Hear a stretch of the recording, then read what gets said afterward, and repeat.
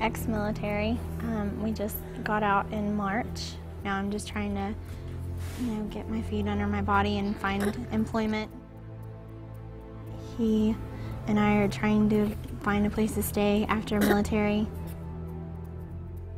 I got laid off from the construction. We're staying at a distant cousin. We've been staying there for a week, but tomorrow we got to go to the shelter. So we'll go to the shelter and, stay there till we get a job and get a place.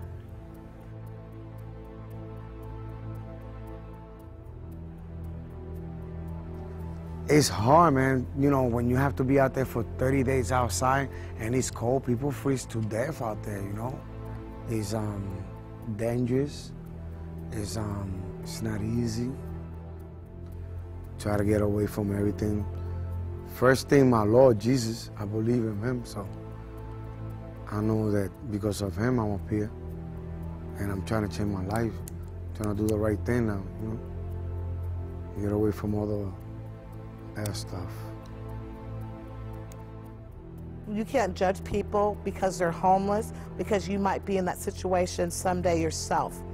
You can become homeless at any age, but it's one of those things that you can't, you can't soak it into booze or drugs. You have to learn to pick yourself up to get back on your feet again.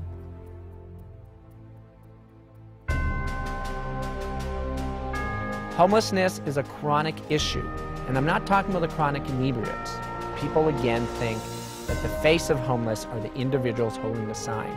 Yes, that's a part of it, but it's a very small part. There's a whole invisible group of people, whether they're individuals that are poor or families that are on hardship.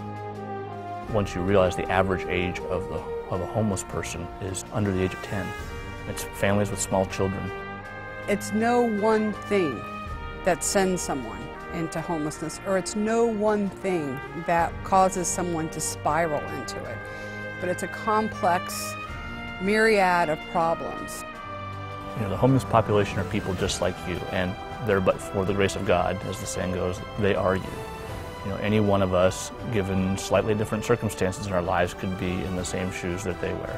When you think about the homeless population, don't think of them as them and us. Think of them as us, and what would you do if it were you? What would you need? What would you want if it were you?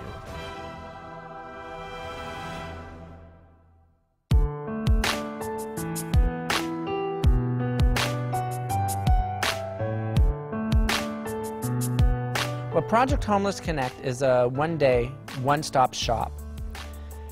And this all came out of the creation of the Anchorage 10-year plan to address homelessness. One of the key aspects was to really bring the community together behind the issue. And the cost, if we just talk about the cost alone, if we catch it at the beginning, is 1/10 of what it costs at the end. An event like today is a perfect example of a solution. You get all the agencies in one place that are basically geared up to provide services, whether it's an ID or whether it's housing or maybe it's guaranteed meals for a while, transportation to get to job interviews, that kind of stuff. Those are the basics to get people back on their feet. 1,200 unique people have been served since the end of the 4th event. Less than 15% of those individuals have come back through for a 2nd, 3rd, or 4th time. That means people are being attached to services and don't need to come back to this because they already have that service, and most of them received that one boost that they needed that put them back on their track of security, and that again brings us back to building that strong community. There's so many people out there that even asking for help is extremely, extremely difficult. But this project, because of the respect and the support that happens, they feel okay. And we're seeing that more and more. And that's because of the volunteers that come in. The volunteers come in from the private sector, from different companies. They come from the government sector, but they come in droves as people. They get what the impact is. Project Homeless Connect lights the fire. Then they get out there and let it burn.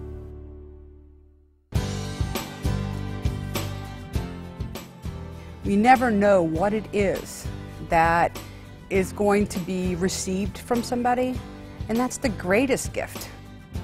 It's definitely opened up a lot of doors for us, just going and seeing that there are people that really do want to help. Well, I just wanted to basically say thanks to all the organizations, you know, to everybody that it took to make this happen. To be able to say we're going to have a safety net in our community that values every single individual. Once we have, you know, look out. And Anchorage has the ability to do that.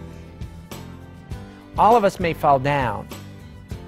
We provide that assistance to stand up, and we stand up on our own, and we then continue, and that's what builds a community. And we keep moving up. It's when people keep falling down and there's nobody helping them up and they just stay laying down. We as a community, Anchoragites, need to do this, and we can.